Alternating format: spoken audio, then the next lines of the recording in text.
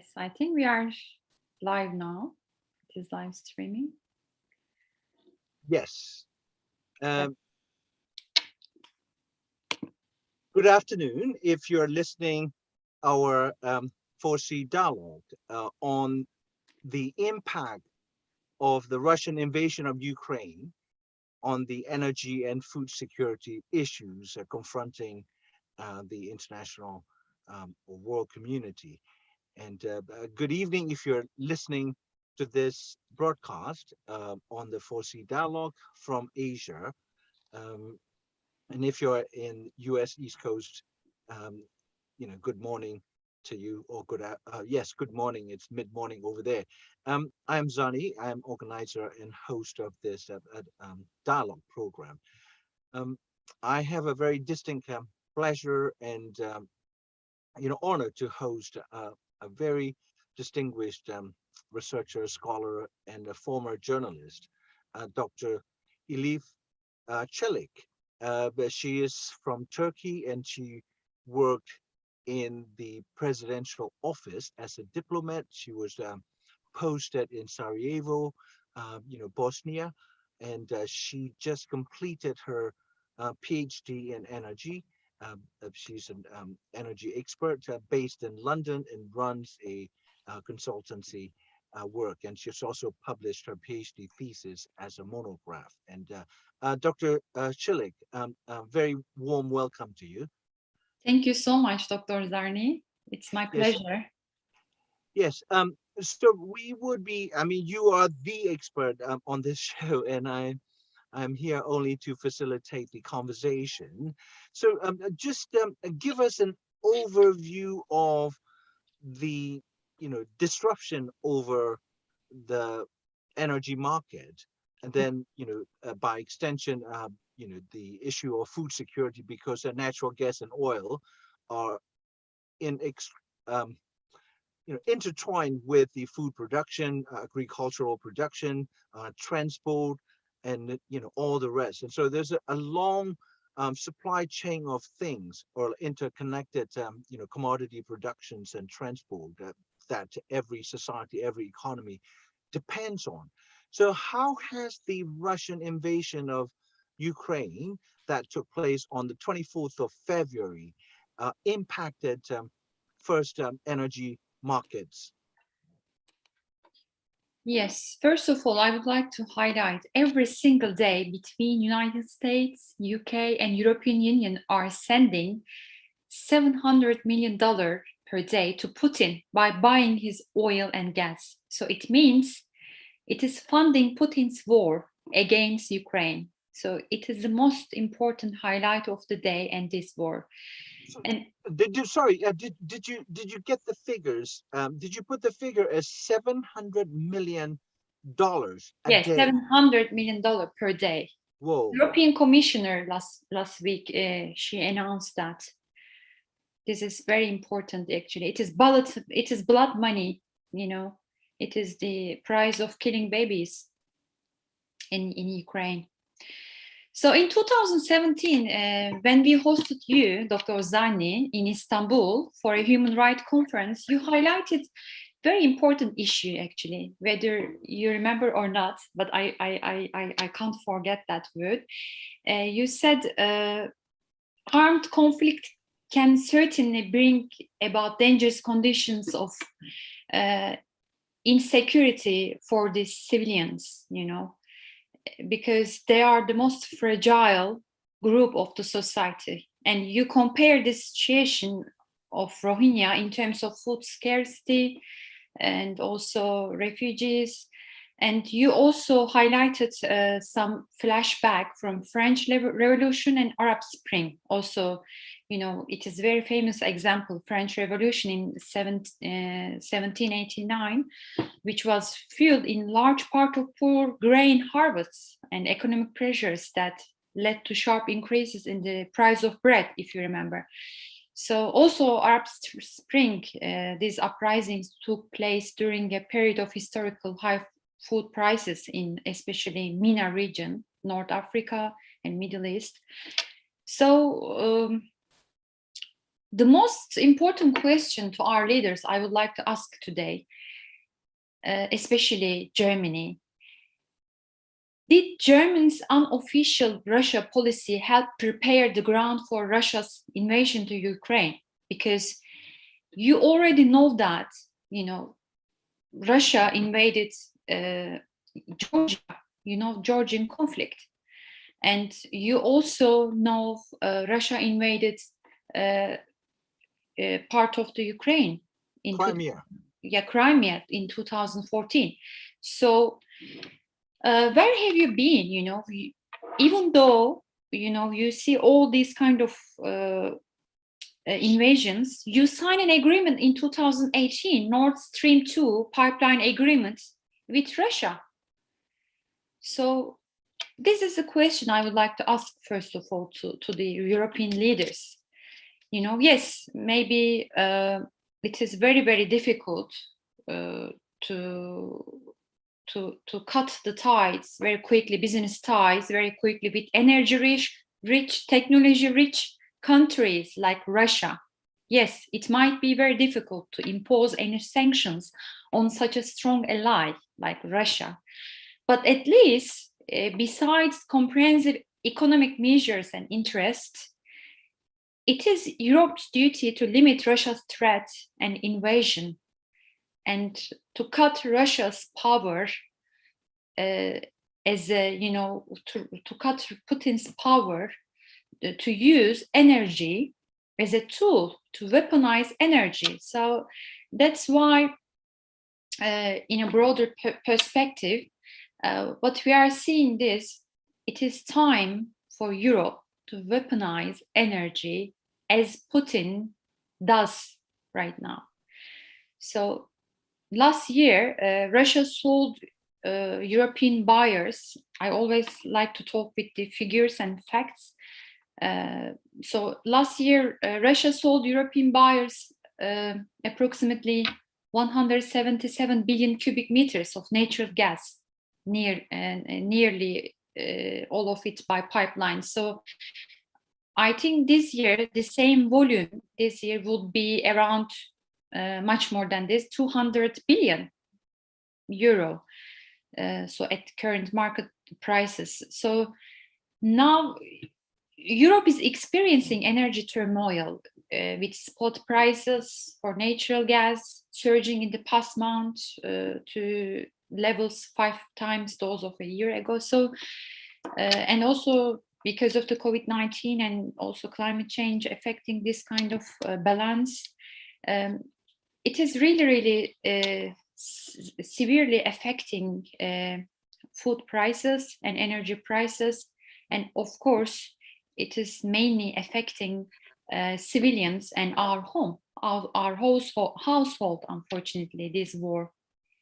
Can I ask you to stop there for a moment and then maybe give a more basic picture of Europe's energy dependency on Russia, right? Say, for instance, within the European Union countries, France is one of the least reliant countries on outside energy sources, right? Particularly Russia, because perhaps like 40% or 50% of French energy is sourced through its nuclear reactors, right? And Germany is known to be the most reliant country on Russian, the energy supplies, up to 40%, and then that's followed by Italy, right? So you were saying that there were two projects, in terms of transporting natural gas from Russia into the hearts of Europe, yeah, and one comes through Ukraine, the physical pipeline, right? So and then the other one that was in the works, that is the Nord Stream, the second pipeline that would bypass Ukraine, right? Yeah, And Ukraine and Turkey as well. Yeah. And also the So anyway, like Nord Stream 2, the second pipeline that was to be built, has been stalled, if not entirely dead, right? So now the continental Europe receives its natural gas and, I don't know about the oil, but natural gas from Russia through this pipeline that is still operating across Ukraine. Yeah. And so can you explain, like, how this works? I mean, and I understand that Ukraine's also receiving transit fees, right? Ukraine allows the Russian natural gas to come through its territory through this pipeline, the existing and in operation, and Ukraine receives transit money. I don't know whether it's from Russia or from the energy recipient countries, but nonetheless, that pipeline is still in operation, right? You also mentioned COVID-19 and its impact, right? And obviously, even without the Russian invasion and its major impact on the energy markets around the world, the energy market has been under strain from the shrinking global economy resulting from the COVID, right? Can you help us understand how this infrastructural and basic operations work, even without you know taking into consideration the new development, which is the Russian invasion of Ukraine? Yeah, very, very good question. Brilliant. Thank you so much. Really, we need a lot of hours to discuss this issue. First of all, Nord Stream 2, it is a main way for Poland and also for the Ukraine.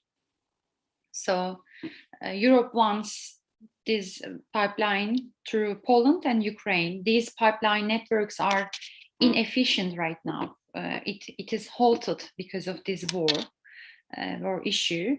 But it doesn't mean that Germany isn't importing gas from Russia. Germany, as you mentioned, already imports more than around 52% of the gas it needs from Russia. And that's why during the German Chancellor Angela Merkel, during her period, she thought that Nord Stream 2 would be a way of getting much more Russian gas delivered directly to the Germany. So that's why they signed agreement in 2018. So this is, in reality, this is one of the biggest cooperation. But on the other hand, it is Germany's unofficial Russia policy, of course, as I highlighted, because what kind of sanctions you are doing, it will not be comparable if you sign an agreement, Nord Stream agreement with Russia. Yes, you can cut SWIFT, you can cut other bank, but for example, still Gazprom Bank, mainly in Luxembourg, still is operating. So despite the waves of at least like 4 rounds of financial and trade sanctions, yes, you were saying Gazprom Bank, based in Luxembourg. Luxembourg is also part of the European Union, one of the smallest, essentially considered a tax haven. Has not been placed under EU sanctions imposed on other Russian banks. Still, they are operating and they are shaking hands with other European banks. So it's a huge dilemma, actually. We can see that Russia has a lot of money from fossil fuels, and these fossil fuels make this war possible, actually. If you want, we can directly connect this fossil fuel issue with climate change and the war. Yeah, please go ahead. Yeah. Yes. So there is a very direct connection between climate change and the war. As I highlighted before Russia has a lot of money from fossil fuels. As you can see, European countries, they are not energy independent. So now they are trying to shift their oil-based economy to the green economy. That's why they are trying to highlight these environment sustainable governance ESG goals. And also, you know, they want to change. There's a huge energy shift right now, especially due to the post-pandemic era.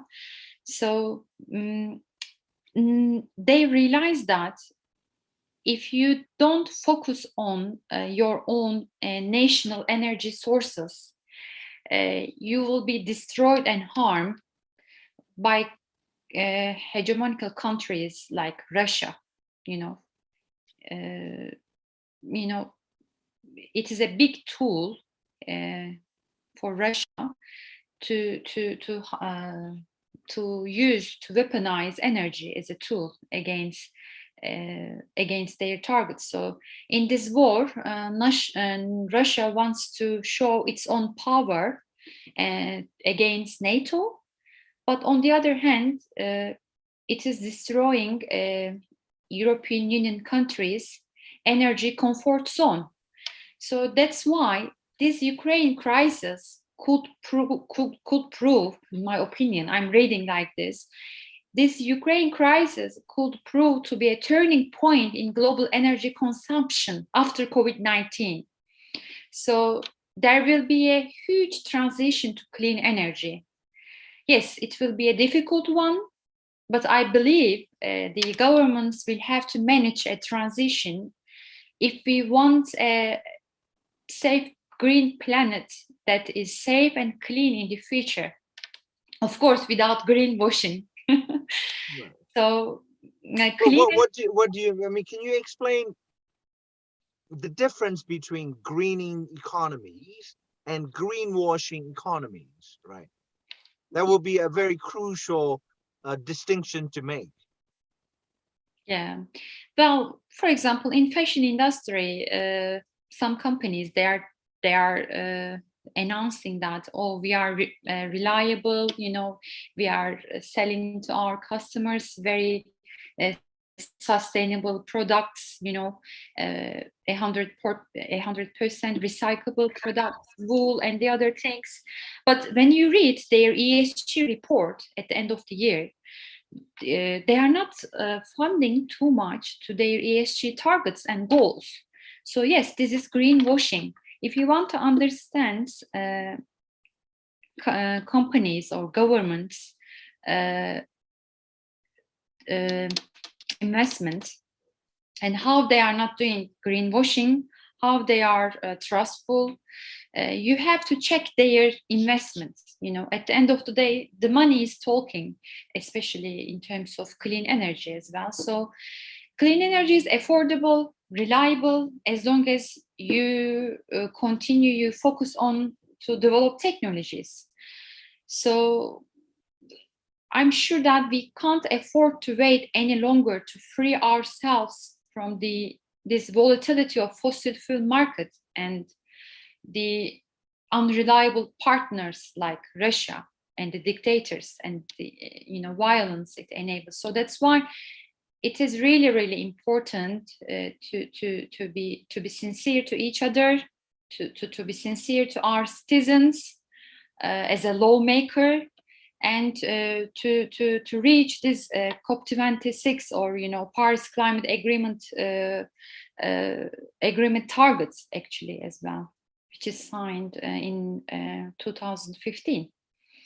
So that's why greenwashing, to differentiate between greenwashing and the green market, it is really, really important. And for as an every individual, I would like to share with our audience that it is really, really important to read every company's sustainable development goals. At least we can support in Ukraine civilians by helping green economy. Right. Yeah. I mean, on that subject, I agree that the climate change and the climate crisis, or like more like a climate catastrophe, right? That is brewing, and everybody knows it. And the UN, the climate panel of scientists, has issued a very dire warning that we will not meet 1.5 degree centigrade cap, right? And in Glasgow, I mean, I understand like we are shifting a little bit away from the focus of Russian war and its impact on energy and food security, but we will return there. But on this very vital subject of climate crisis, anyone who cares about children and the future generation, as well as the future of the ecological system, if you look at the Glasgow, the most recent international climate conference, neither China nor Russia sent any high level delegation at all, right? And then some people take that as a essentially um, you know uh, uh, absence of like political will on the part of Moscow and Beijing, to collaborate, because this is a global problem, not a national problem, right? So like all the world leaders and all the institutions of influence um, have to have their representatives there and to try to address it, because the planet as a whole is on fire, right? We need to work together, and then against that background, and then you've got, as Professor Noam Chomsky said, the the climate crisis has primarily been triggered by essentially the Western-led coal fossil fuel energy-driven industrialization over the last 150 years, 200 years, right? And Yeah. then like the Chomsky is saying that the West, the industrialized advanced economies, are asking to pick up the cost of what they have spent on, which is like the health of the climate, the health of the planet, right? So like countries like India and others, so-called global South countries are saying, wait a minute, you created the problem, you need to put in more resources, right? We are growing countries with a massive poverty, like health system breakdown, all that, what we witnessed across the world during the pandemic of almost 2 years. And in terms of vaccine inequalities, even like countries like Ukraine has only like 40% fully vaccinated population, whereas in fact we in UK have Yeah. almost like 90% all the entire population, and people are getting a third and fourth vaccination jabs, right? And so I mean so against that backdrop, right, the world system is under heavy burden from different issues. Now we are talking about, I mean, being on the brink of the Third World War. Putin openly threatened, the thermonuclear war, right? And he started firing hypersonic missiles, right? So how are these, rather criminal activities undertaken by Moscow, you know, impacting, say like food prices, food security. For instance, like this morning, I went to fill up my car, like 45-liter maximum, Mhm. and in the usually I would have to spend maybe maximum £60 for the whole tank. Now I spent £85, yeah, to fill the tank. So that's like a 25-pound jump. You see, in since the war started. So how does it, you know, um, connect with the food production, agricultural production, fertilizer production, transport? Can you take us into this process of how energy consumption or energy markets are connected with the commodity markets, Mm. especially grain and others. Both Russia and Ukraine are major grain producers in the Western Hemisphere. Yeah, I'm sure, Dr. Zarni, you had a notice from your energy supplier very soon that by April, your energy price is going to 40%. triple 40%. Yes, up. So yes, you are right. Even we can see in the UK there is a very huge energy crisis. So climate change and growing populations, and also COVID-19 had already been adding to the challenges to the global food production system. So all before pandemic, and pandemic also has accelerating this issue.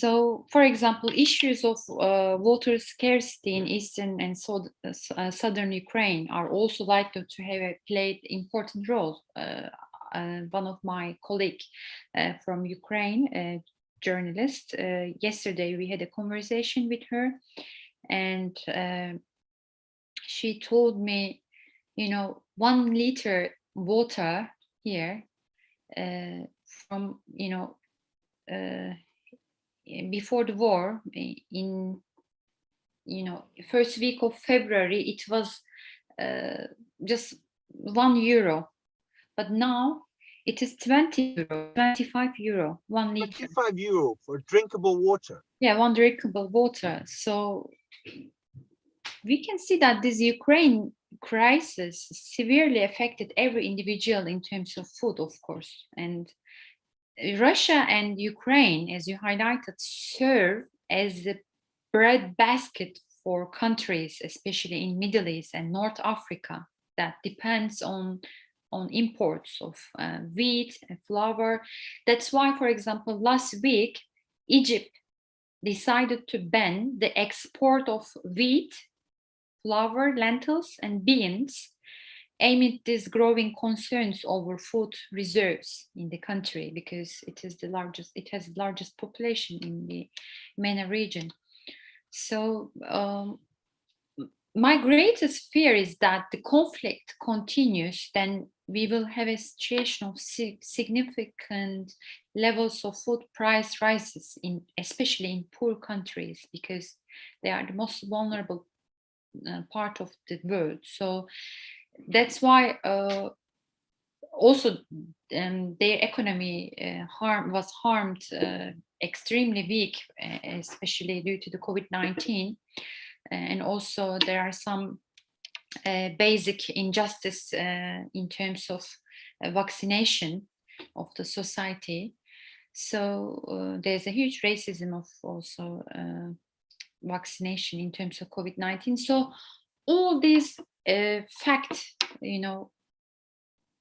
showing us that the number of hungry people will grow significantly by the time.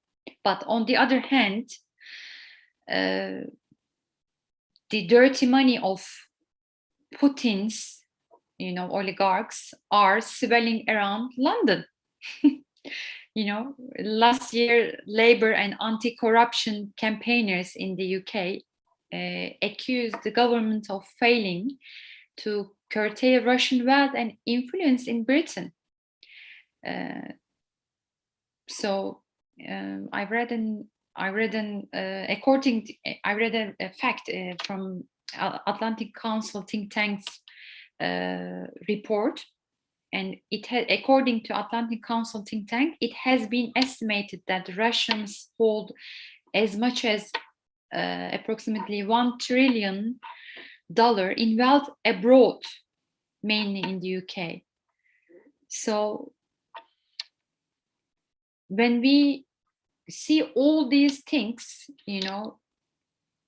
with the taxes that I apply, with the energy prices that I apply, to especially this kind of effect mainly is harming, unfortunately, civilians.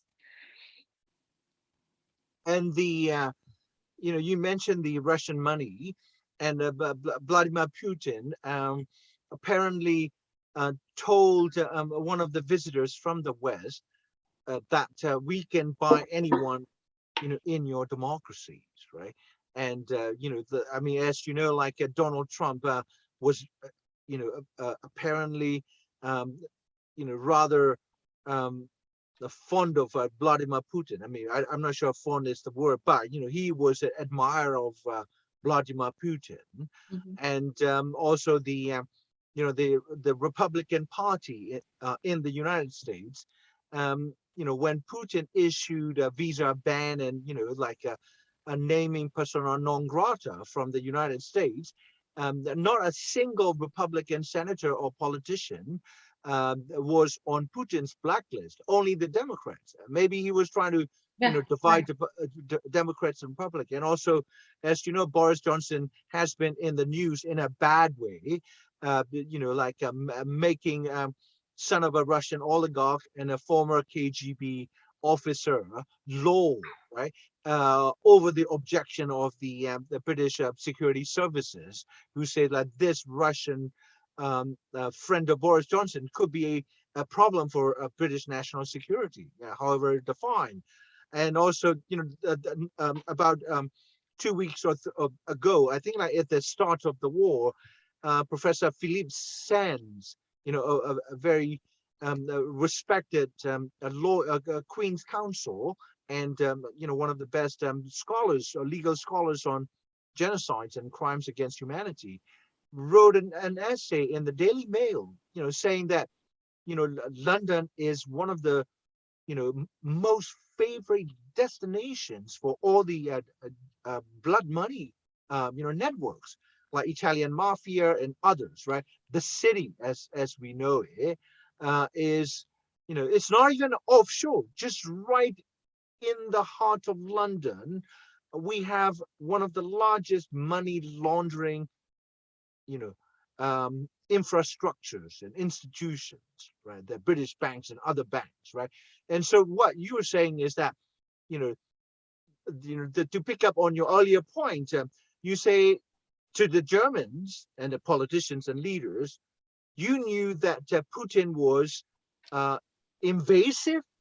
He was snatching a piece of Georgia when Georgia attempted to get close to NATO, and then this was in 2008, and then like in 2014, Putin Crimea. snatched Crimea blatantly, and even in the weeks leading up to the February 24th invasion, Joseph Biden, U.S. president, was making it sound it will be okay with him if Putin did some incursions. You see, like by incursions is snatching a few pieces of like sovereign territories from Ukraine, right? And then like the Biden White House had to immediately get into the damage control mode and say, oh no, nothing of that coercive nature will be okay or tolerated by the United States, right? So that was kind of a Freudian slip. Yeah, the first the Germans, Angela Merkel and the German leadership basically held their nose when Putin started to show its aggressive behavior.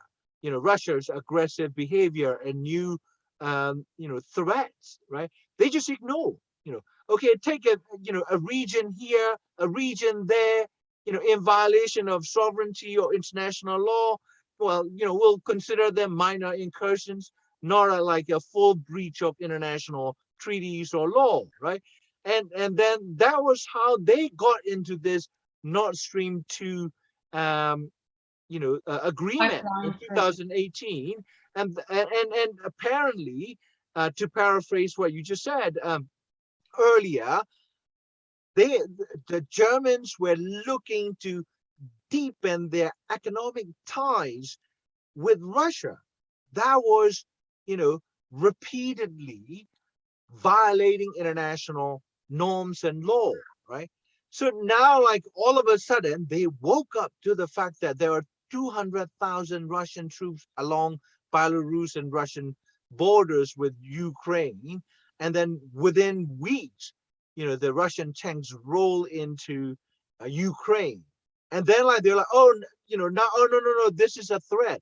So they have ignored the threat, in pursuit of their economic interest, based on their energy needs. So what does what has OPEC, the Organization of Petroleum Exporting Countries, Good point. what have they done to mitigate the energy crisis triggered, initially by COVID, and now most significantly by Russia, one of the largest natural gas exporters in the world?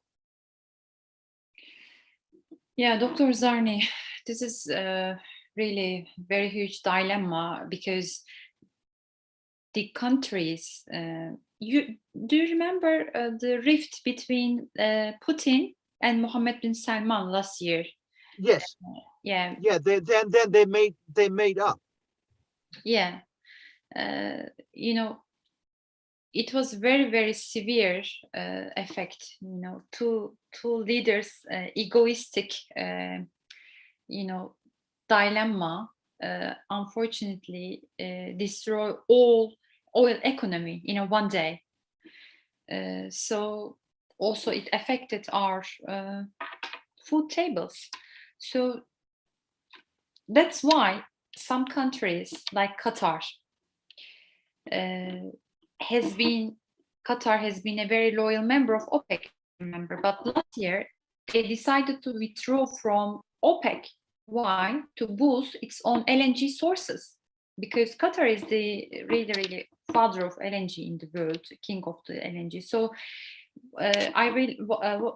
what should I say in this regard? It's a good example that this era will be the era of nationalized energy sources for every countries.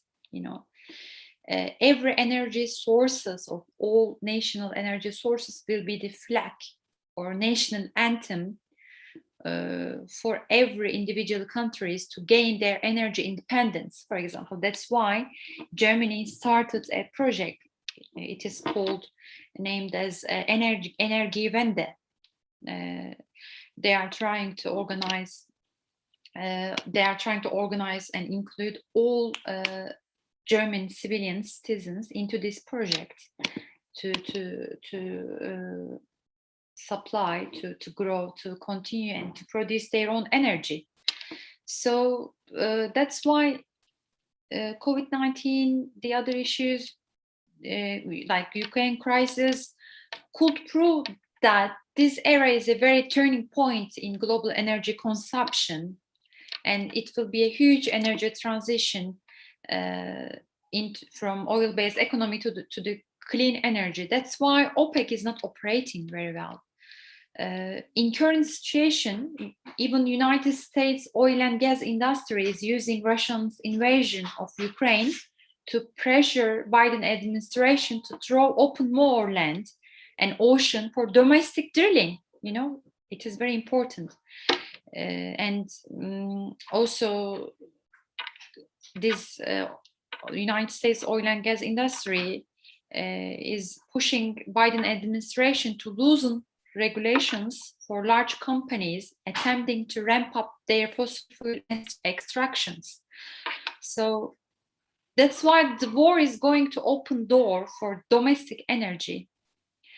That's why what I mean in this, yes, it is very difficult to quit fossil fuels, as our economies have been shaped back in early 19th and 20th century in the long term. But slightly, the countries start to rely on their own energy sources to support their own economies. So like Qatar. Right.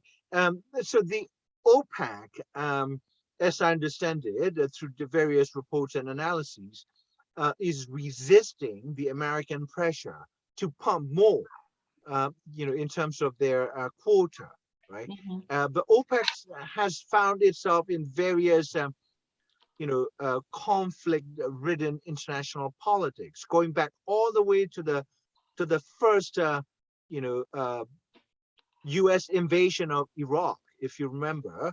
And what was interesting is like we haven't touched on the role of you know competition over energy supplies and market shares, right? So far in this Ukraine-Russia conflict, that we focus primarily on Putin's rhetoric of the NATO expansion being a threat to how he sees as Russian Federation's national security, right? So the focus has very much been on the geostrategic, geosecurity, national security of both NATO and Russia. Uh, but we haven't even factored in, you know, the oil and gas sectors, need to expand their markets to export, as well as need to acquire, more, diverse sources of energy. The I mentioned the first U.S. invasion of Iraq, because Saddam Hussein, um, invaded Kuwait. I was at the time a young student, and my understanding, uh, though not an expert on this issue, is that Kuwait was over pumping its quota as allocated by OPEC. Yeah? And Saddam, as a major, uh, you know, a powerful figure in the oil producing region of the Middle East. Iran, Iraq, they were both major. Iran, Iraq, Saudi Arabia, Kuwait, right? These are very, the major energy suppliers, right? And then like you've got Venezuela, in South America.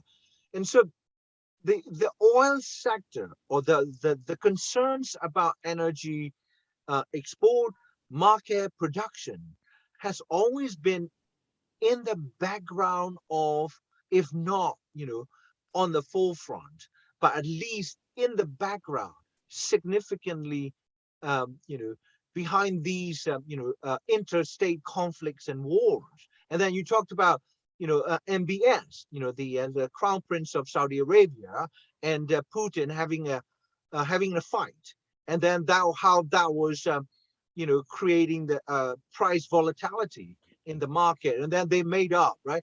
And so they were giving each other high five, in one of the later, the periods after they reconciled with one another, right? And also, I think like in Saudi Arabia, since the ouster of Donald Trump,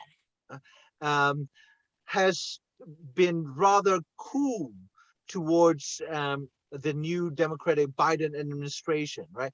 And Trump's son-in-law was in Riyadh, Saudi Arabia, trying to normalize, and he succeeded, normalizing the Saudi Arabia relations with Israel, right? And Yeah. so now then also the Biden administration has to a significant degree move away from Donald Trump's one-sided policies, giving Israel, this carte blanche, the blank check to, recognizing Jerusalem unilaterally as the new capital, right? So the how much do these, factors arising from the oil and gas industry themselves are behind this Russian NATO confrontation, where Ukraine, in my view, has become a proxy theater for the Americans and the Russians. When we say NATO, the Americans are the leaders, right? And so we have to factor in the United States here prominently, not just Germans and French and the British, because the United States is obviously not in Europe, but they are very much present here in terms of geoeconomic geopolitics with respect to the pushback against Russia. Yeah. Well, Ukraine war ups pressure for United States oil industry faces hurdles as well. Uh, yes, President Joe Biden's move last week to ban oil from Russia over its invasion of Ukraine was met with calls to boost United States production to help bring down soaring gasoline prices. Actually, so Yeah, $4 per gallon now. yes, $4 per gallon. So I believe it is very important to read one book. Maybe I would like to highlight this book, The World for Sale. It is mentioning about how economy, oil, money, is balancing each other. They are balancing each other. In this book, the World for Sale, two leading journalists lift the lid. It's called The World for Sale. Yeah. Yeah, the World for Sale. Yes, maybe I can show it. Just a second. This it is about money, barter, power, traders. How they are using earth sources or earth resources for their benefit. So, two leading journalists lift the lid on one of the least scrutinized corners of the economy and the workings of the billionaire commodity traders who buy and sell the earth's resources. So it's a very, very big story how a handful of swashbuckling businessmen became indispensable cogs in global markets and enabling an enormous expansion in international trade and connecting resource-rich countries like Iraq, as you highlighted. No matter how corrupt or war-torn with the world's financial centers. So, for example, it is a story of how some traders acquired untold political power right under the nose of Western regulators and politicians, such as the United States, helping Saddam Hussein, for example, to sell his oil or fueling the Libyan rebel army during the Arab Spring to gain the natural resources of Libya, or funneling cash to Vladimir Putin's Kremlin in spite of strict sanctions. So, in current situation, the United States oil and gas industry, as I highlighted before, is using Russia's invasion of Ukraine to pressure Biden administration to be elected for the next term to throw open more land and ocean for domestic drilling. That's why in the near future, in the short term, it will be the age of domestic energy. What do you mean domestic energy? Is it the domestic energy being in the hands of the same old, say, like, the BP and Shell and, like a massive, like, the politically very influential and, capital wise, extremely well endowed companies, or the, energy being declared as a vital national security issue and therefore put in the hands of the public. You see what I mean? It's some kind of a socialization or the public ownership of energy companies, right?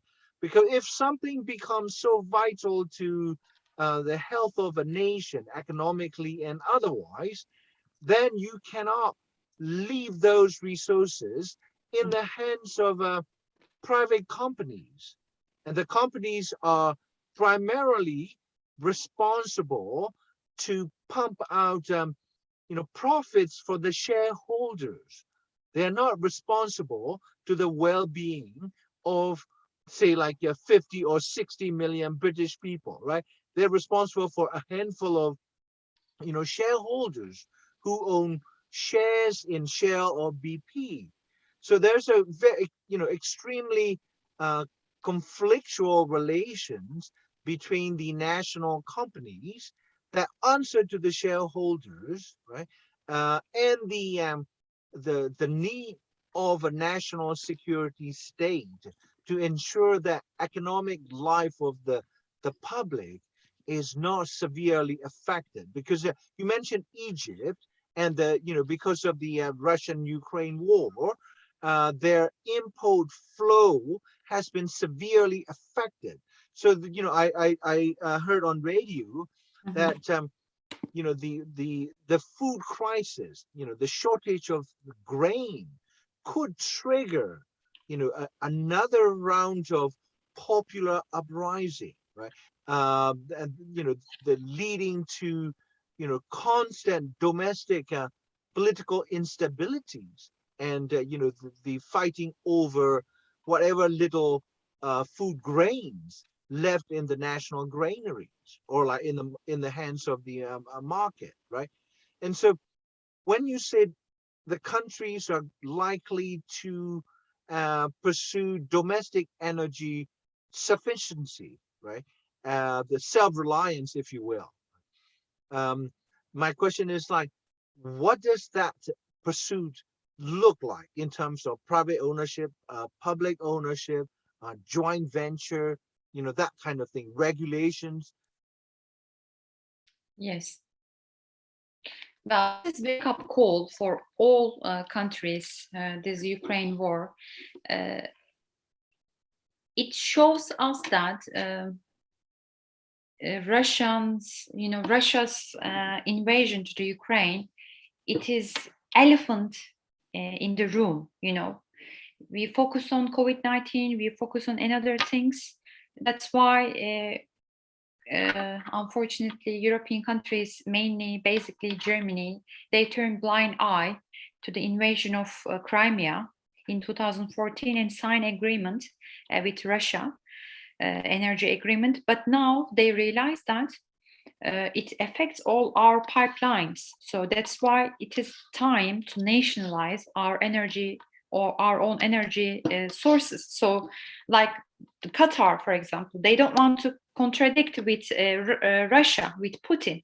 They don't want to be they don't want to fight against Putin or Russia. That's why Qatar, Doha, announced that when Biden administration invited Qatari leader to the White House as the first NATO ally, a non-NATO ally, Qatar was nominated as a non-NATO ally. It is the first time in Middle East history one country has been nominated as non-NATO ally.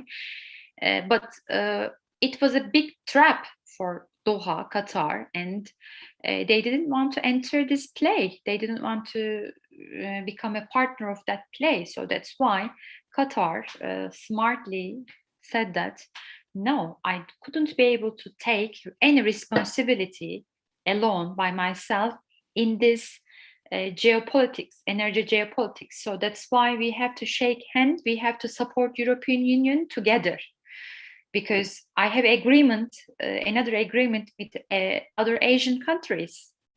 So that's why European countries now start to focus on their own natural sources, like wind, like another geothermal sources.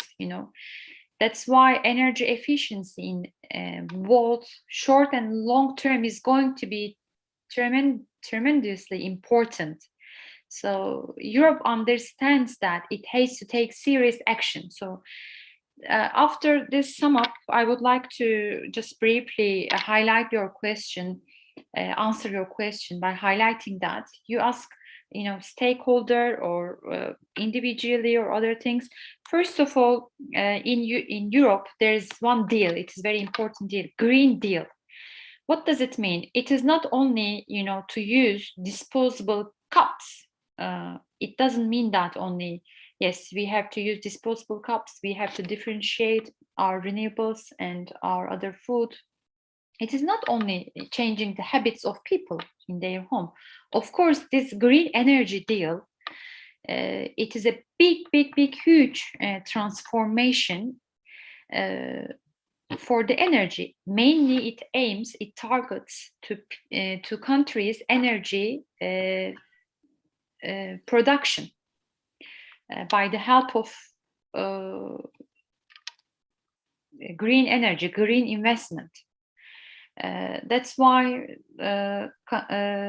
countries like United Kingdom, they set the target, for example, by 2030, electric cars will be used much more, and United Kingdom government, they are funding the individuals who wants to buy electric car.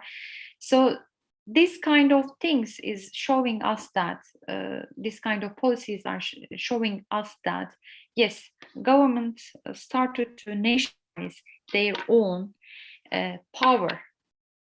So what I mean by nationalizing domestic energy, I hope I explain with the examples, basically. So this era will be the era of nationwide energy sources for every countries to gain their energy independence. What about the argument against shifting energy reliance on one autocratic regime? When that regime begins to act, rather unacceptably, like a invasion of Ukraine. Like the Boris Johnson just went to paid official visits in UAE, UAE, I believe, and also Saudi Arabia, right? And trying to ensure that the energy supplies from those sources remain reliable, despite the fact that MBS had to order the single largest mass execution of the people that he didn't like, 83 individuals, or 80 plus.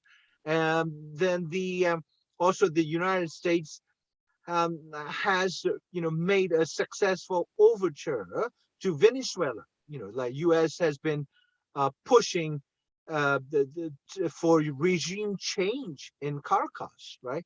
Now, like the US sent a high-level delegation to resume its oil relations or relationship with Venezuela. As Venezuela used to supply up to 15% of US energy exports. Now, like the US decided that it's more important to try to have the civil society in Venezuela or other places, then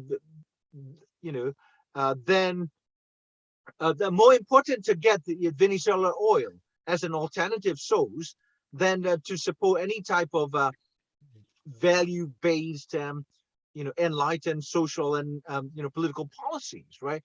And so we haven't even discussed, countries like China or India, because in the middle of in the midst of this the Russian invasion, the Imran Khan, Pakistani, president, was in Moscow meeting with Putin, and then now the Narendra Modi, whose government abstained at the UN Security Council vote over this Russian invasion, is openly discussing buying Russian natural gas, right?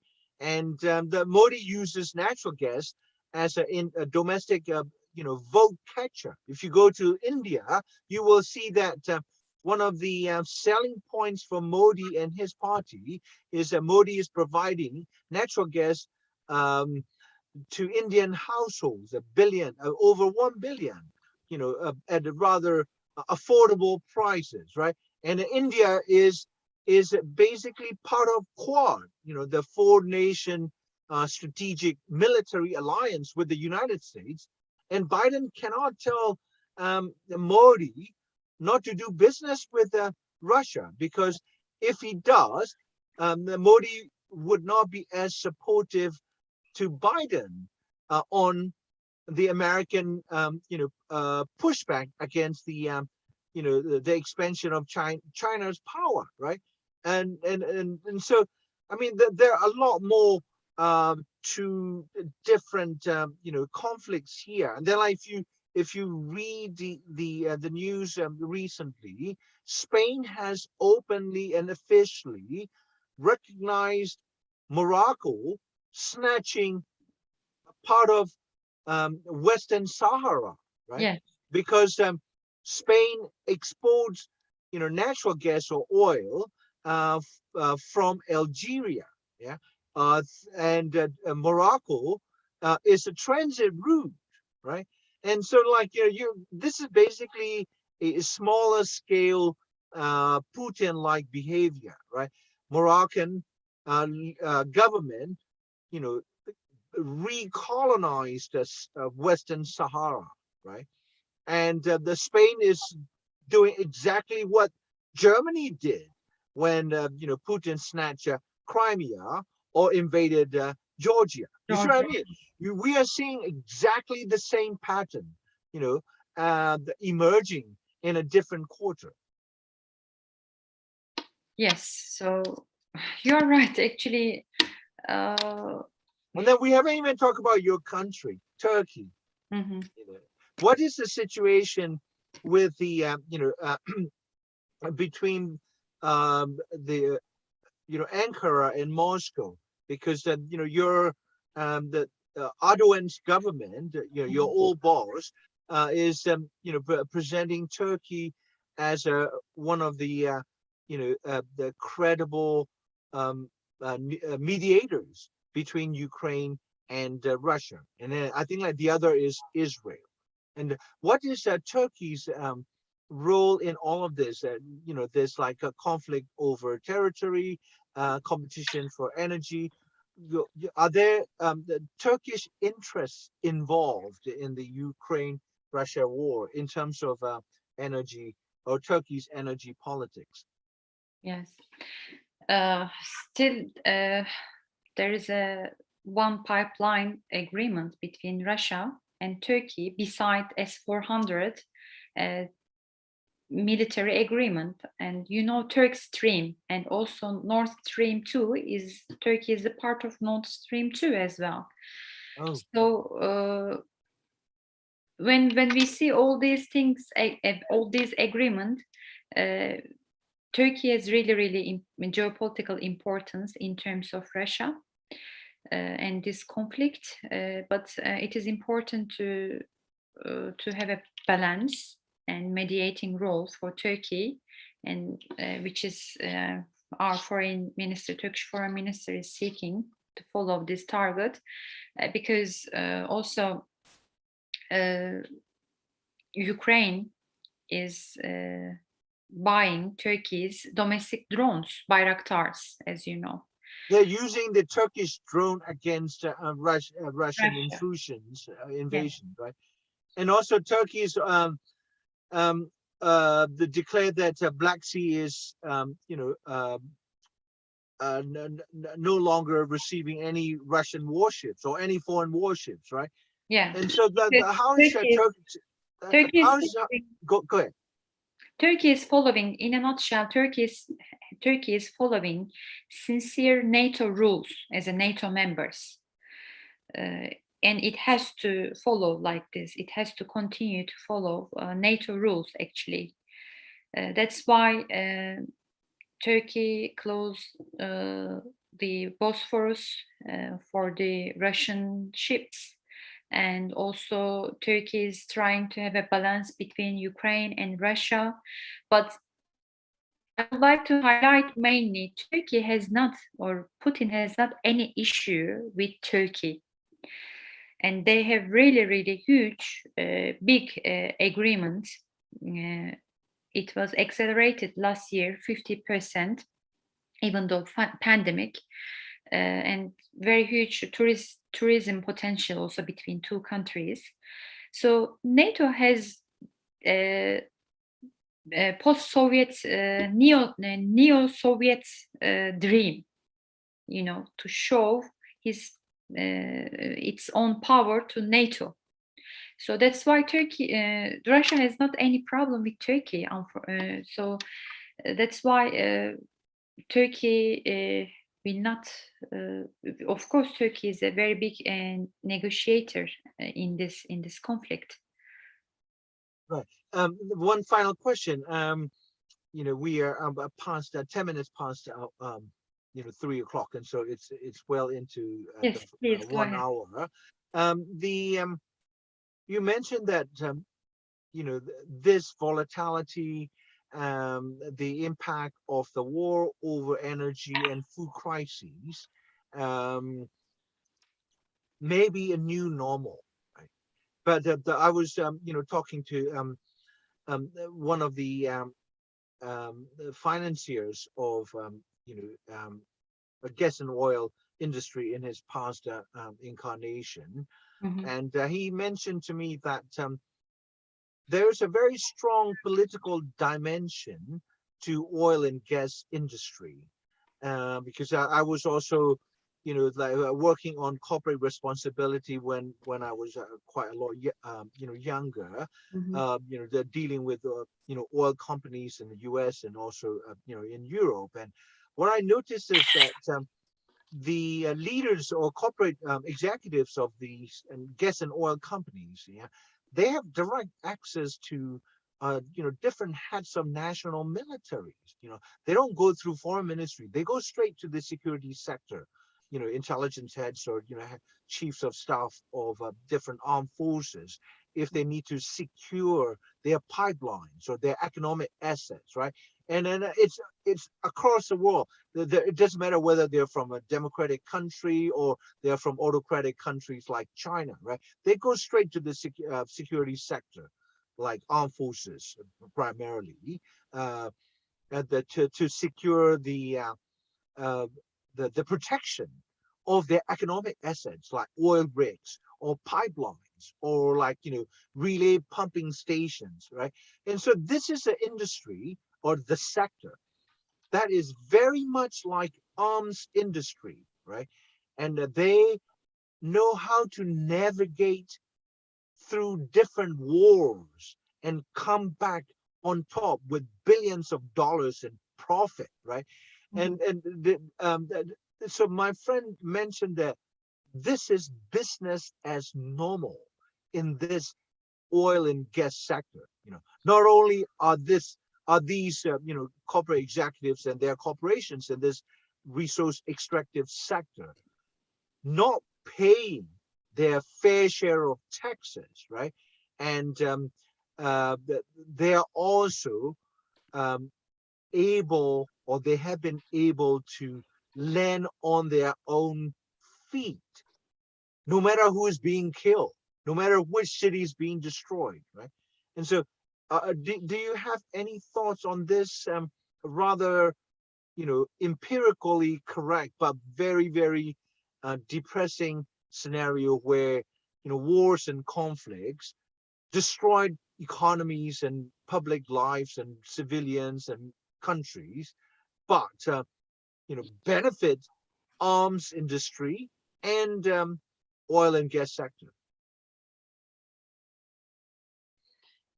Dr. Zamli, you remind me of my memories in Syria. While I was working as a journalist, I visited a lot of Syrian refugee camps, which were hit by, unfortunately, this bloody war. Even though some media outlets, they are calling that it is civilian war, Syrian uprising. No, it's not civilian war.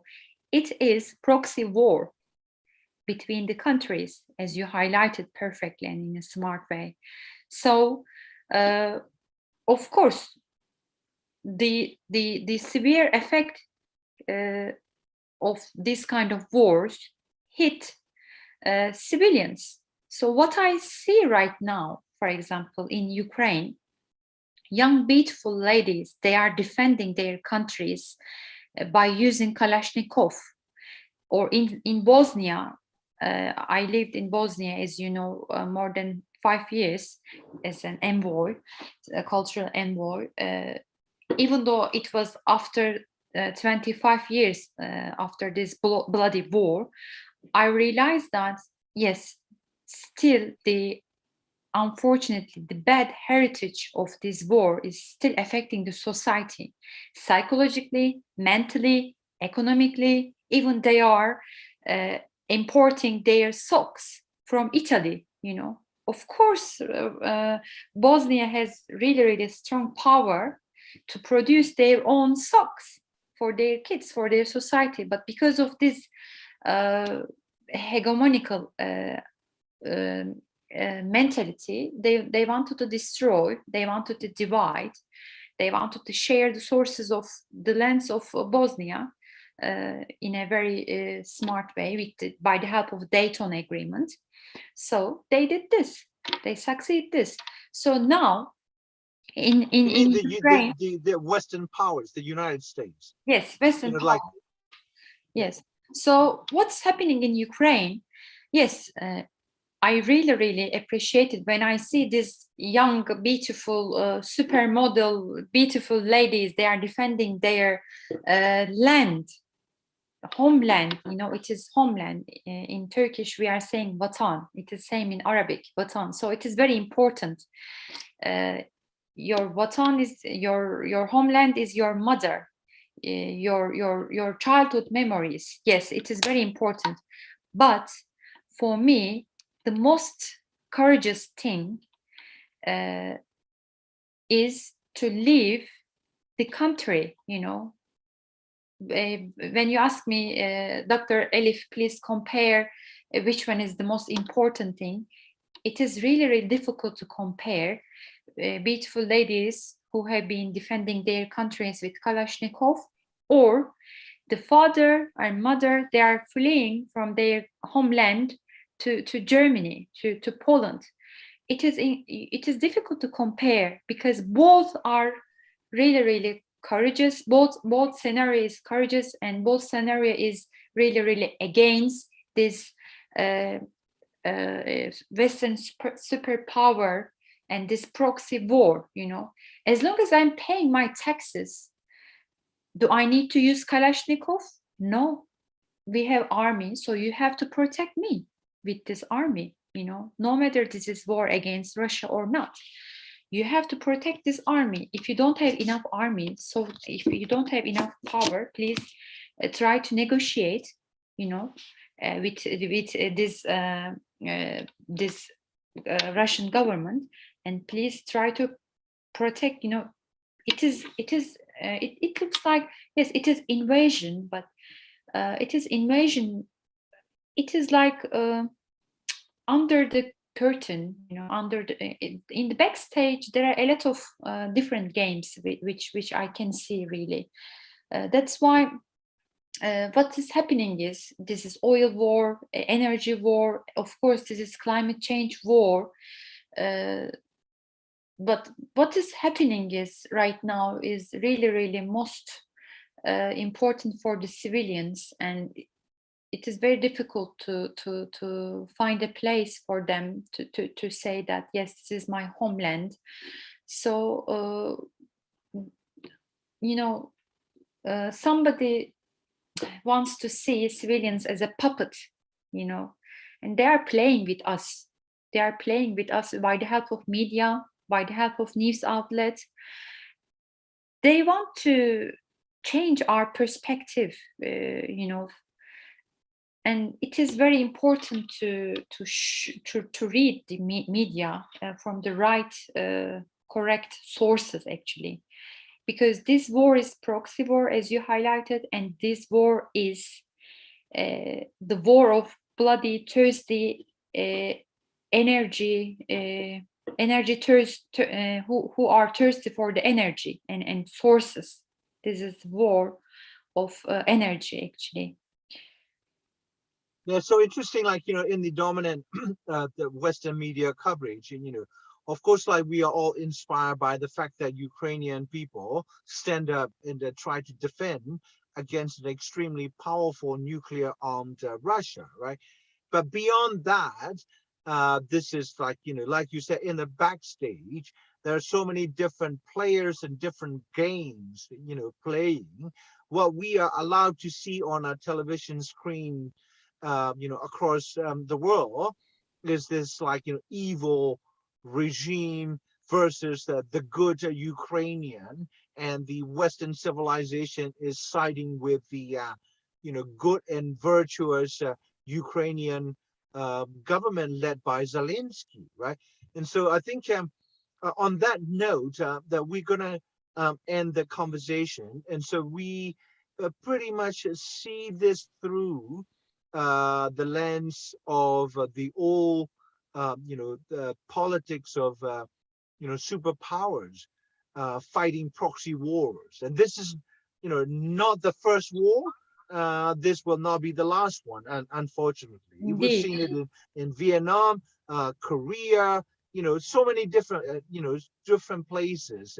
Countries get torn apart, families get destroyed, and arms industries and oil industry, they walk away with billions, right?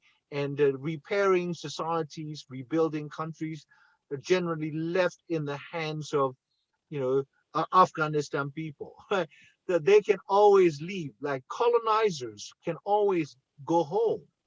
And then those who live in that place, in different places, proxy places, they need to be wiser than, getting themselves used as proxies for external powers, whoever they are. Yeah, And exactly. yeah, Dr. Chilik, thank you so much. And you've been listening to Dr. Elif Chilik, a former diplomat from President Erdogan's office in Ankara, the cultural envoy based in Sarajevo for 5 years, and a journalist who covered Syria and other places. And she's now expert on international energy politics. And thanks so much. My pleasure. Thank you.